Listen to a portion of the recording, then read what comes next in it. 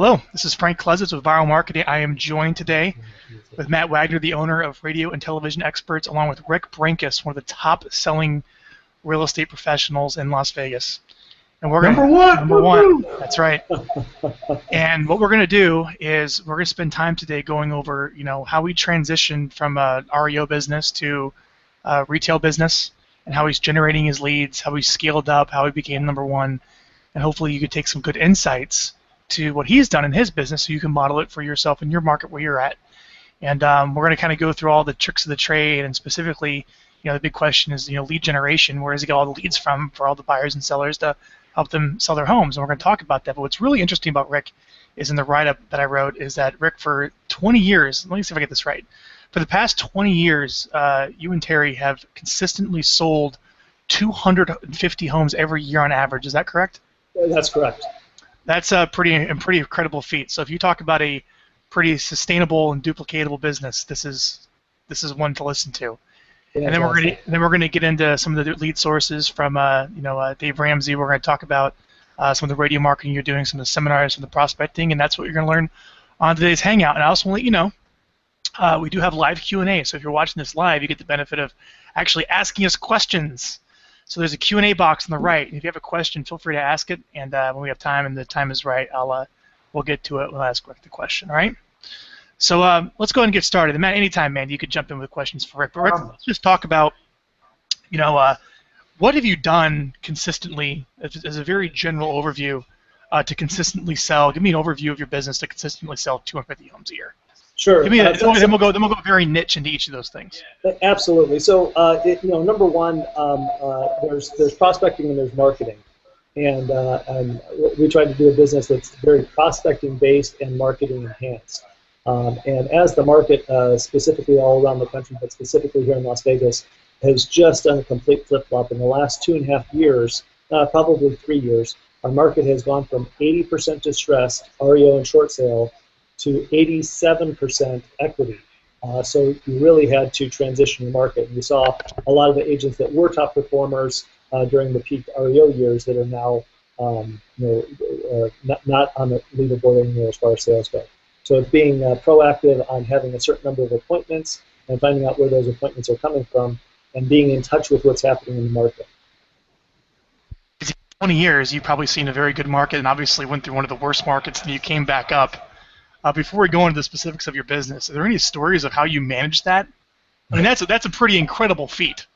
Well, Teri and I have been selling real estate for about 30 years, and back in the day it was just Teri and I, and there wasn't the technology, there wasn't the contact management software that there was. But one of the things that we did really well is we started growing that database of our past clients, and we started to, in the old days, do postcards, and quite frankly, today we still do a lot of postcards with those. And then with, thank goodness for Matt, meeting him and what he's done to my business in the last couple of years has just been incredible. And thank you, Matt. Took a $1.5 million listing last week, and that was a direct result of the listings and leads that Matt has helped me capture. And with Dave Ramsey, it's just as we're talking about that, I was communicating with Rebecca over the weekend. Last week I was talking with my advisor, Lisa Lee, and she had said that many times people say Dave Ramsey leads are very low end, and I just listed a $3.5 million house directly from the Dave Ramsey. So yes, that was fantastic. Those are some high-end leads as well. So let's do this. Let's start with lead generation, and then we'll get into conversion and team building. Excellent. Why don't you tell us all of your pillars of lead generation? You mentioned a few already. Okay. We have past clients, and we're going to go into what you're doing for that. You have your Dave Ramsey leads and what you're doing there. Perfect. You certainly have your radio leads and the benefits you've seen with that with Matt. We also mentioned some seminar and smart prospecting. Is that right? Correct. I do attend a lot of different seminars and mastermind with other top agents from around the country, kind of sharing and gleaning ideas, things that they're doing and things that I'm doing. Absolutely. My apologies. I thought that was for lead generation. That's for your knowledge. So you attend lots of seminars to learn. To learn and then put that into lead generation. Sure. Got it. So past client sphere, Dave Ramsey leads, radio, prospecting. We'll talk about that. What else? Any other pillars of lead gen for you? Did you want to talk specifically about prospecting? So we have an ISA that helps us set mainly with for sale by owners. We do a lot of work with for sale by owners. We do a lot of work with postcards, not only to past clients, but also generically in neighborhoods as well.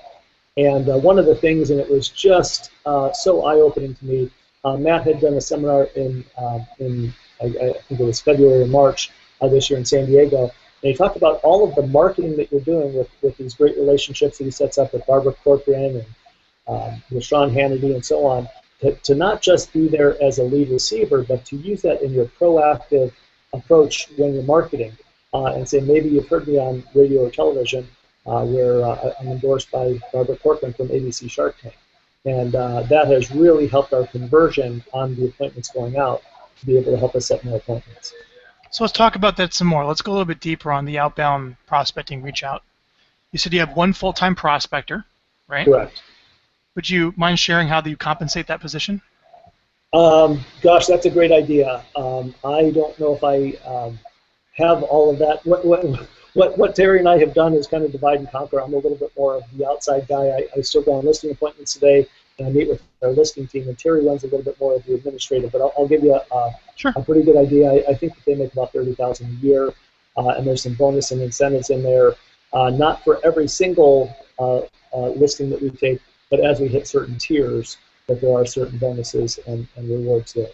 And then they're reaching out with messaging that's leveraging the endorsements from Matt. Is that correct? Correct. So doing a combination of both, reaching out to for sale by owners, to past clients. We use a program called Mojo, which is an auto dialer, circling around neighborhoods of just listed, just sold, as well as using a script in our proactive outbound with the leads that we get from Matt from radio and television. So that is one individual. You have one prospector making all those calls in, right? Correct. And then there's myself, and I have two other part-time listing agents that also are doing mainly lead follow-up, not as much lead generation, and going on listing appointments as well. So how many appointments does your prospector set for you a week or a month? So what we try to do is for each, myself and our two listing agents, we try to do a program that we call 2-10-40. Go on 2 appointments every day, go on at least 5 for the week, which would be 2 for 5 days a week, which is our 10 for the week, and 40 for the month. So that's the ultimate goal. We don't always hit it. Some days there'll be a heavy day where you'll have 3 or 4 listing appointments, and then there'll be a day that you may not have any. But pretty consistently, I would say 7 to 10 appointments per week. Then I would assume that they're calling in the neighborhoods where you're also sending out your postcards. Is that right? Correct. So we do some circle prospecting around just listed, just sold. And again, a lot of our postcards are concentrated on, over the years, I've got 6,000 past customers and clients. Some of those have moved out of state. Whoa, you have how many past clients? 6,000. And our database, every year we do a little bit of pruning, and there's some people that, unfortunately, with the downturn in Las Vegas, ended up losing jobs, moving out of state, and so on. So we've trimmed it down. We have a database right now. It's about 3,200 people. I think a lot of people will be pretty happy to have a database of 3,200 past clients. Yes, it's fantastic. Huge source of business. So what about the postcards for the mailers? Are you able to leverage the endorsement any way on that, or beyond just the phone? You know, we do. We try to have a couple of hooks on there. Certainly have our picture. We have a website. We have find out the value of your home without speaking with the real estate. We have a link that they can plug in an email address, and of course we get their actual phone number and their email address and their address, and say, if you want more accurate information, I'd be happy to meet with you. So we have these sort of hooks. Are they branded, or they're branded postcards that share who you are, right? Branded postcards with our name and picture on there, and then we also have that we have a guarantee buy program where if we don't sell your home, that we'll buy it. So how many of those are you dropping a month in the mail? We do, between our past clients and our circle prospecting, somewhere between 5,000 to 10,000 a month. 5 to 10,000. Well, that'll get you some leads. Yeah, absolutely. What type of results is that bringing for calls? I mean, it's mostly pings to your website for finding out what your home is worth. I'm assuming that's the main call to action, right? Combination, absolutely. So we have, and quite frankly, a lot of people are still old school where they'll actually call into the office, but we'll have some people that register on the website and sometimes they'll say that they've seen us or heard us from multiple sources. They say, we got a postcard in the mail from you. We were watching Shark Tank and we saw a commercial. We were driving and we heard Sean Hannity endorse you. We heard Bobby Bones on the country station that my spouse listens to. And so we actually hear from multiple sources sometimes. So what I'm seeing here, and we'll get to radio here next, is you're doing outbound calling, and you're leveraging the endorsement when you leave voicemails. You're leveraging that. Have you heard that we're endorsed by Barbara Corcoran and the other endorsers? You have your mailers of 5,000 to 10,000 a month that leverage the endorsement on that, right? Yes. That's all complemented then with radio. So tell us to the point where, all businesses start with great prospecting. So we started there. You got to a point where it said, okay, I should start writing a check and start getting into radio. Tell me about some of your fears and concerns. Let's talk about that story and the results you've gotten with that. Frank, you're exactly right. That is exactly how it happened. So we were all very prospecting based. We would call for-sale by owners expired listings. We do some circle prospecting, and it was, back in the day as we started out, it was just Teri and myself. We had some friendly competitions. We had reward and consequences, where if I would set 2 appointments a day, and at the end of the week had my 10, and Teri didn't have her 10, she would have to iron all my shirts.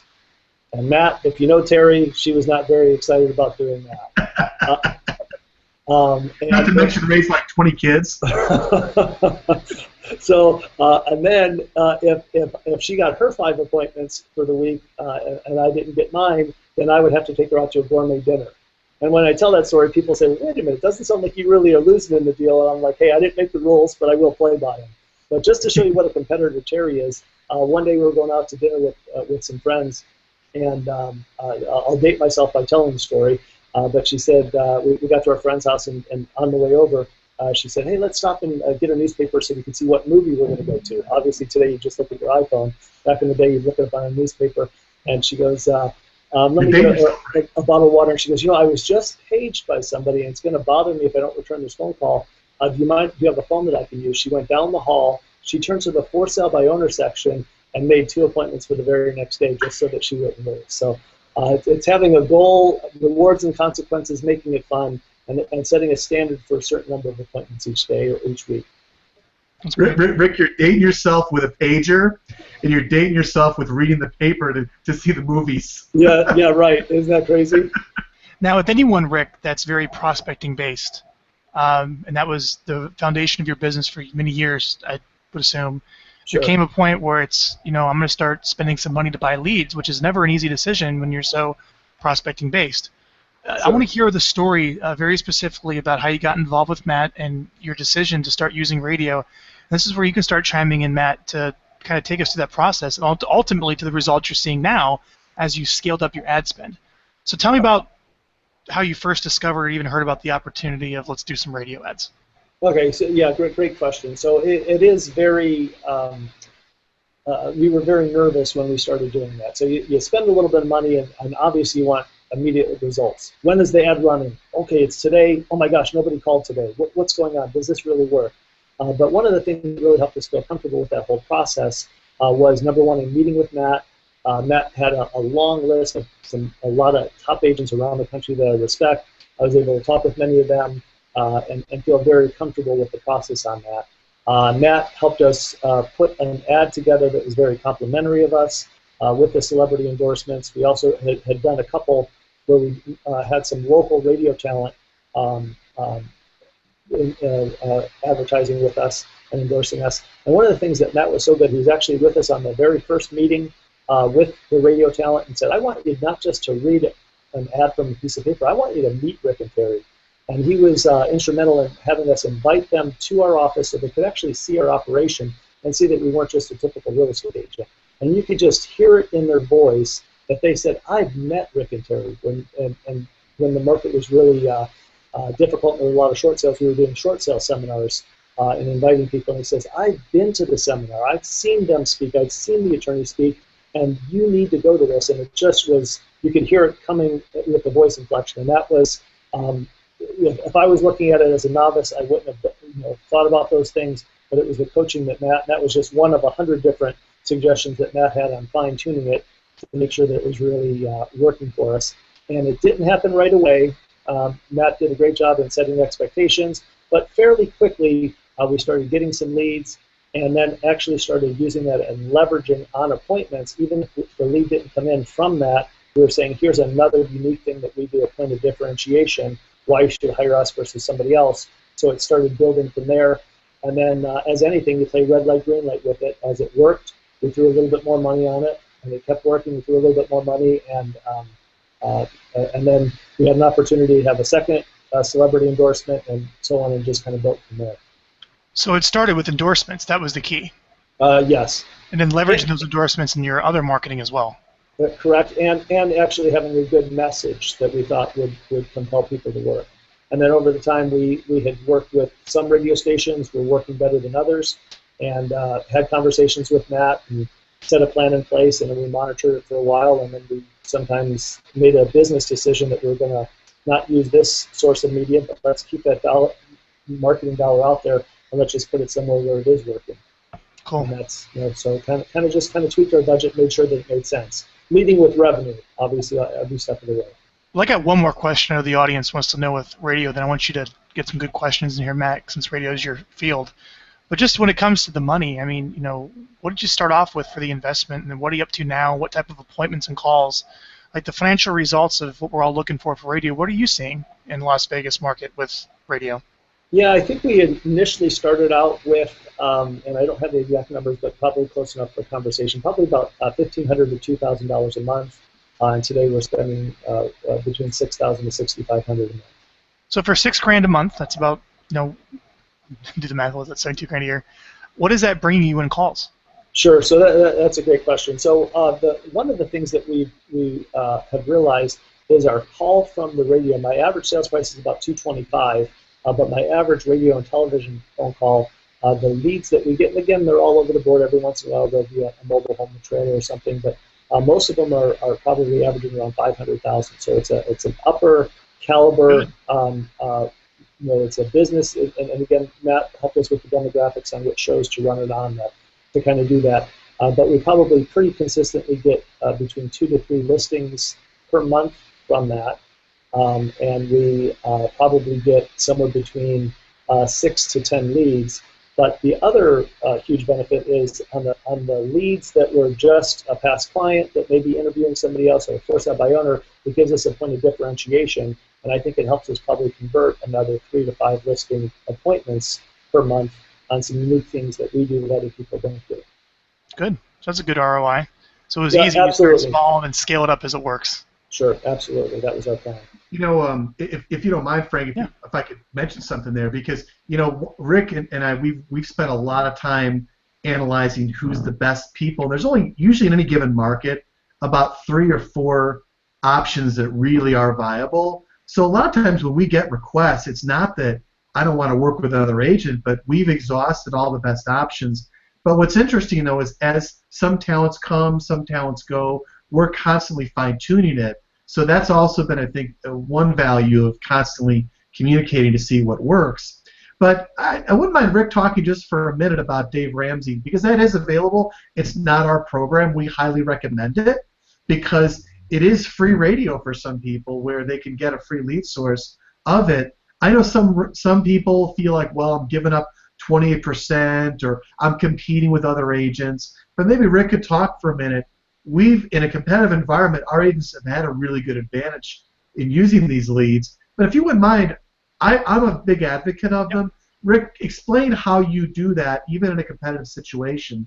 I mean, you don't compete for leads with Barbara Corcoran. You don't compete with leads for Sean Hannity. We can certainly help with that.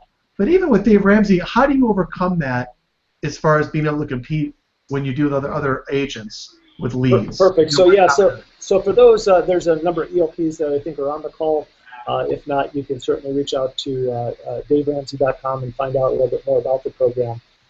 They vet you first before you actually get approved in the system to receive leads. But leads come out, they go out to generally 3 ELPs, endorsed local provider, and so speed is really one of the big keys. Certainly you want to be one of the first ones to call, and it is so competitive. If it takes you 2 minutes sometimes to return a phone call, you may be the 3rd person that is called. So speed is certainly the key if you can be one of the first people to call them.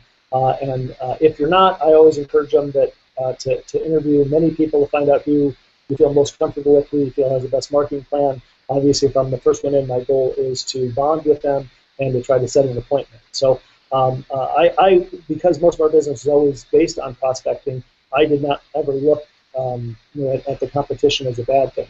But it's a good, viable lead. Some of them are ready to go and list within the first couple of days and or buy, and some of them are kind of building a plan and they'll be buying or listing within 6 months or so. So we've had a great follow-up system, and that's probably where I have even a higher conversion is on the ones that are going to be making a decision 6 to 9 months down the road, because we do consistently follow up with them. We do a combination of emails, postcards, and phone calls. Where I'll put them in a particular phone call and have a great conversion on that. The other thing, Matt, that I find is that there are no, if I get a sign call or spin-off business and referrals, I don't have to pay a referral fee on that. And if this person, down the road, maybe they were a client 3 years ago, now they're a past client, and they just call me direct out of that down the road, I don't pay a referral fee on that. So it's one of those things that, yes, you do pay 28% on the initial referral, but I do that if I got a great referral from anywhere in the country, right? Absolutely. You want to share? I know they've got a seminar coming up. I know I'll be there. I think you'll be there. And, I absolutely will be, and I talked with Lisa. She's my. Oh, that'll be coming up next. All right. I'll stop. Frank will be there. Awesome. So yeah, Accelerate is the big seminar. They've got over 400 people, according to Lisa, that are already signed up for it. They're expecting somewhere between 500 to 700. So to me, anytime you ever have that many great agents in a room, there's going to be great facilitation from the stage, but also a lot of great side and hallway conversations. You'll be able to glean a lot of great ideas if you plug into it. This year they're doing something a little bit different. They're going to actually have an exhibit hall with when they had some of the different panelists up on stage, and fortunately they asked me to be a panelist last year.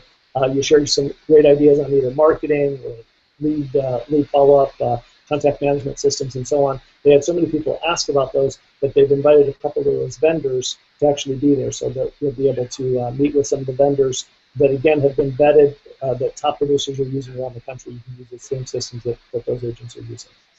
Cool. Excellent.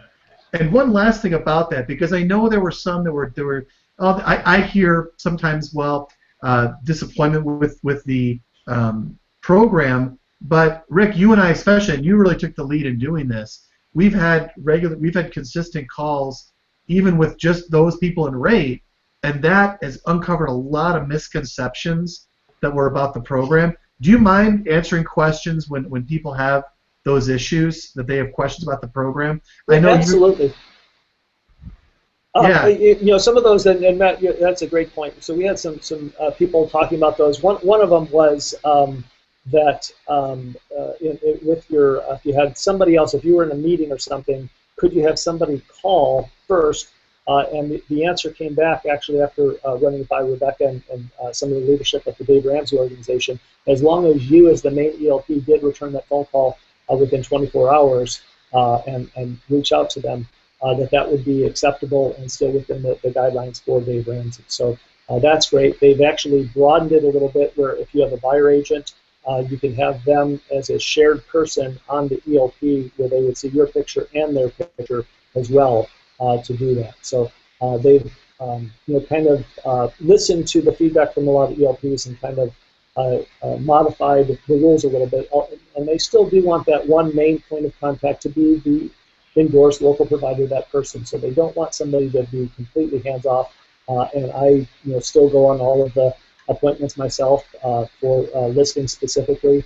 For buyers, I'll make that initial reach out, make an introduction, and then let them know that my buyer team is going to be running point on this, but you've got my cell phone number if you ever need it. So it works really good, and a huge part of my business, and then all the repeat and spin-off business that comes from that is another huge shot in the arm for our business. Yep, we'll be there at the event too, so come say hi to Viral Marketing. So let's keep going on with some of these lead pullers. So this is great, Rick. Thank you for sharing all of this. Cover Dave Ramsey. You started out by talking about your past clients, and yes, I think we talked on the call before this. Is originally we didn't really have much of a touch plan for that. You recently cleaned it up, started doing a better job at that. Why don't you just tell us what you're doing? I don't want anyone to write off their past clients because you have 3,500 in your list. You know, even Sure. with a couple hundred, you could do very well with that. Why don't you Sure. share what you're doing to maximize the lifetime value of the leads you're getting in the first place, what you brought, which you mentioned, kind of what you're alluding to from the Dave Ramsey leads. Yeah, so What are you one of doing? the things that we did, Terry and I own two Keller Williams offices here in Las Vegas, as well as having our mega team. And one of the things that we did is we used to try to do a big client appreciation event every year, and just for our own clients. And then as we got success from that, we actually have now opened it up to the office, where our office now does 3 client appreciation events a year, allows everybody to invite whoever they want there. And then even if you only had 2 or 3 people show up, they're seeing 100 or 200 people at the event. You're saying, yes, this is just one of the things I do for my past clients, and everybody gets to take ownership of all of that. So one of the things we do is we rent out a local pool here, which sounds like it's extremely expensive. A local what? Local pool, swimming pool. Oh. So the pool Okay. closes at 6 o'clock. We just pay the lifeguards a little extra to stay from 6 to 9 o'clock. We have some of our vendor partners bring some icy drinks and some pizza and some hot dogs and stuff, have a couple of games and so on. And you have this fun event with a bunch of kids running around, and it's just every year I get a couple of leads from that. In the spring we do an Easter egg coloring. We have a bounce house at the office and do some things, invite everybody to the office. And in the fall we do a Halloween thing, same type of thing. Terry dresses up like a witch and tries to scare all the little kids. So that's kind of always the big attraction, is everybody has to go through our office and see the witch. So it really allows us to get in touch with them. We send some marketing beforehand, and then afterward send some things out. So people, even if they didn't come to the event, we get a lot of mileage out of that. So we do pretty consistently a postcard every month to them. I do a voice broadcast with a broadcast system. I think it's Arch Telecom. Is that correct? It does a voice broadcast. What's it? Market Touch. That has all of the phone numbers that we have in there. My voice comes across, and it sends out either for them to pick up. If they do, it's a recording of my voice.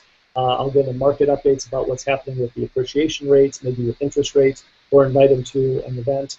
And then we have emails that go out as well, and I use a lot of graphs and charts as to what's happening in the local market. People are always interested: is the market going up? Is it going down? What's the percentage? And if you can do it in a graph form, makes it very interesting to do that, and a lot of bounce back. And those emails tend to get forwarded to a friend or a relative that may be thinking of buying or selling, and many times we'll get a phone call, hey, I got an email from a friend of mine, and it's second or third generation.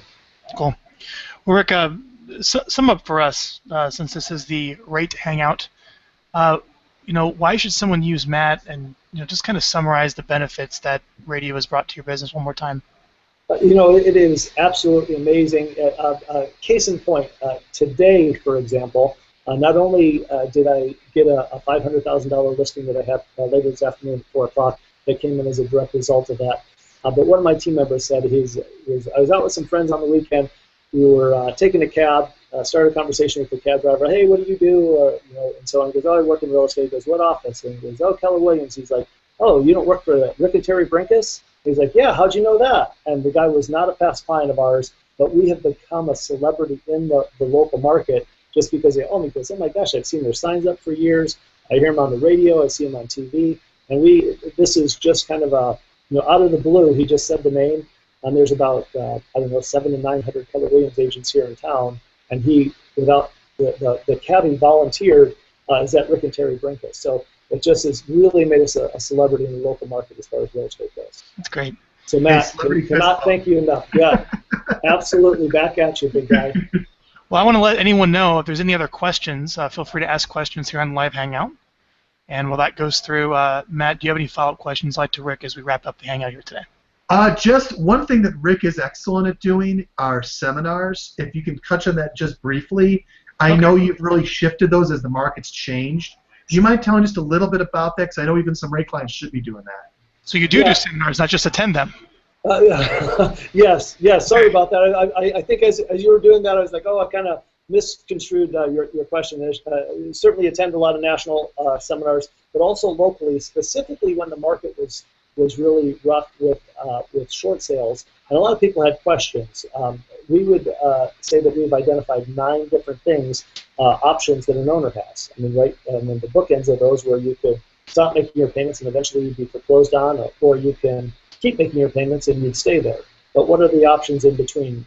What about loan modifications? What about refinancing?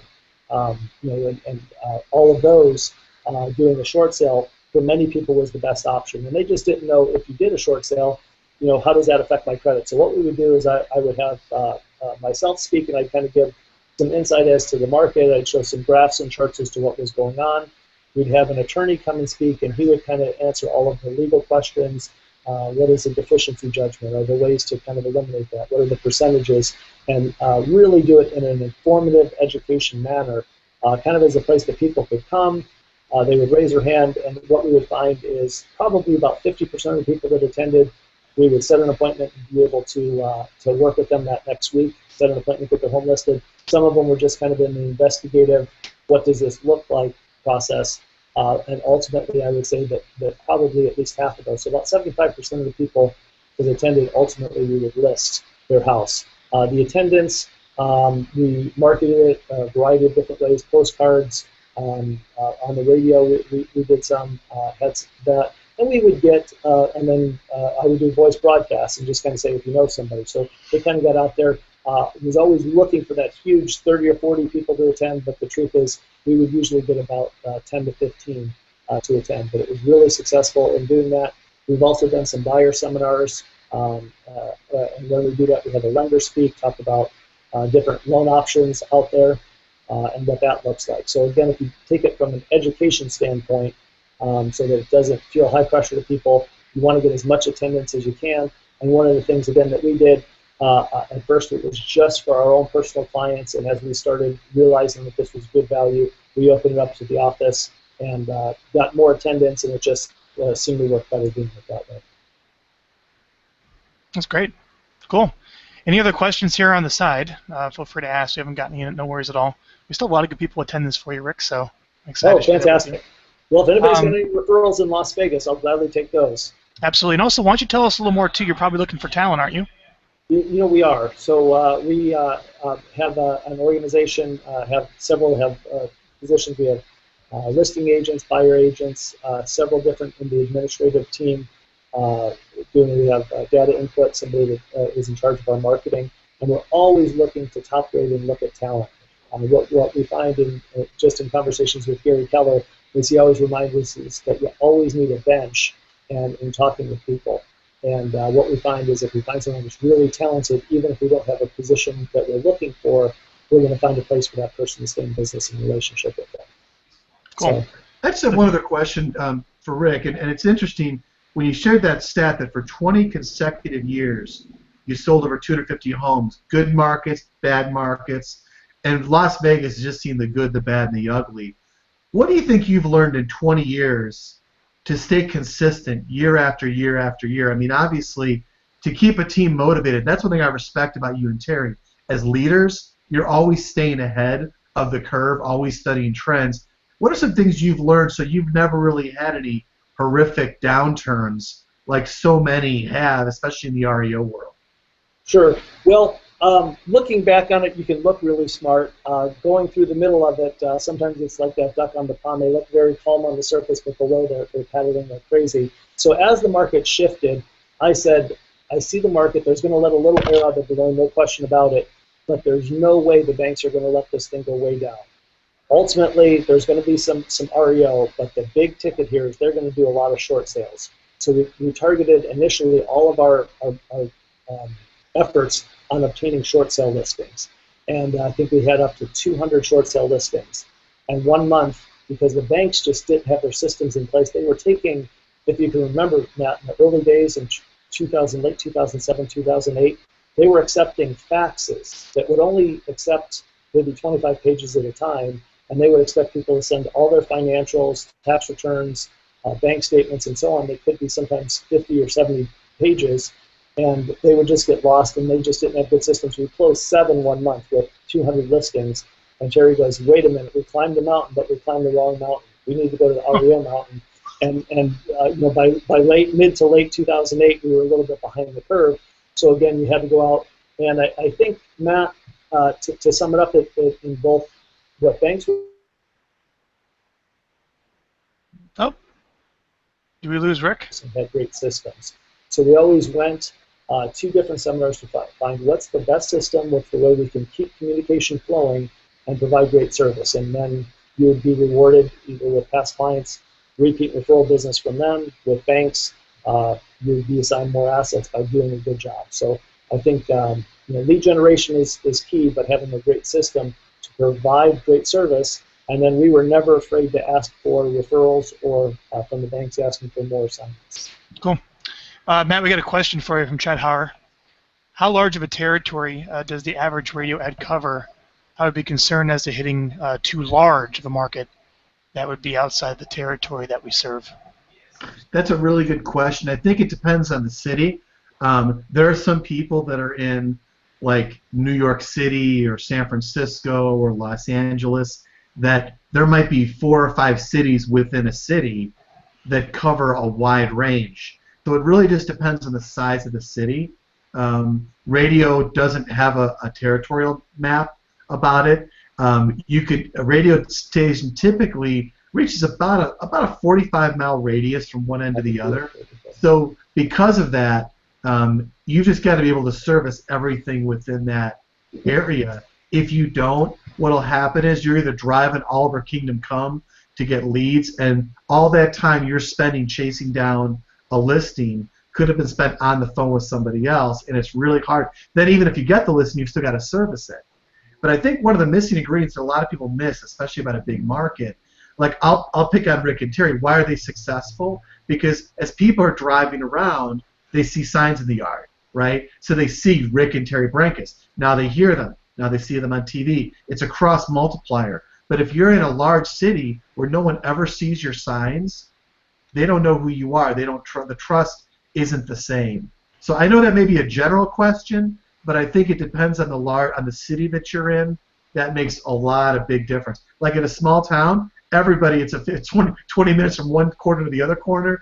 Everybody knows everybody on that radio station. It's not as difficult. Does that answer the question? Yeah, absolutely answers the question. It's probably more of a one-on-one call, so Chad, I would definitely reach out to Matt. But with that, let's go ahead and wrap up the Hangout. That was fantastic, Rick. I want to thank you for sharing all that inside information with everyone that they could really use to grow their business. How would someone get a hold of you if they want to send you a referral or maybe are interested in possibly working for you on your team? Okay, awesome. So the office phone number is 702-456-5959. Cell phone number, email address would be office@brenkus.com. Great. And the spelling of Brenkus is B as in boy, RENKUS.com. Got it. And then Matt, how would someone get a hold of you? Very easy. 4 words: radio and television experts.com. Cool. Well, I'll wrap up that Hangout. We plan on bringing many more of these wonderful Hangouts for you with radio and television experts, and some pretty top major heavy hitters in real estate, specifically what we're doing for lead generation, among other things. We can go deeper on the Hangouts down the road, but really specific to radio.